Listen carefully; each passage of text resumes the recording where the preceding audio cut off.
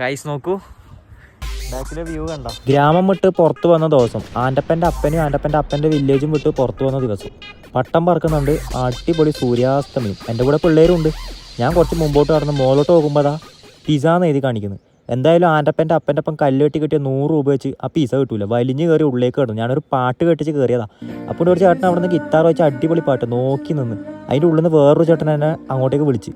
ഞാൻ പോയി അവിടെ കയറിയിരുന്നു. എന്തൊക്കെ എന്തെങ്കിലും സംസാരിക്കുന്നതെന്ന് ചോദിക്കുന്നുണ്ട്. ഞാൻ പറഞ്ഞു ഞാനൊരു യൂട്യൂബറാണേ, എൻ്റെ ഇൻസ്റ്റാ പേജും കാര്യങ്ങളൊക്കെ ഞാൻ കാണിച്ചു കൊടുത്തു. അപ്പോൾ പിന്നെ നല്ല കമ്പനിയായി.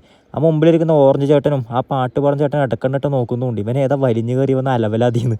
ഞാനാണെങ്കിൽ കോമഡി ആയിരുന്നു. 2 ആഴ്ച അളക്കാത്ത ജാക്കറ്റും ആൻ്റപ്പൻ്റെ അപ്പൻ്റെ ഒപ്പം കല്ലെട്ടാനിടുന്ന മോഡറേഷൻ എന്ന ദേവദാസ് ചെരുപ്പും.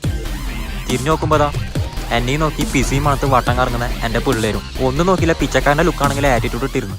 നൈസായിട്ട് പിച്ചക്കാരൻ്റെ ലുക്കിൽ എക്സ്കേപ്പ് ആകാൻ നോക്കുമ്പോൾ ഒരു ഉണ്ടവായി എൻ്റെ അടുത്തിരുന്ന കമ്പനിയായി.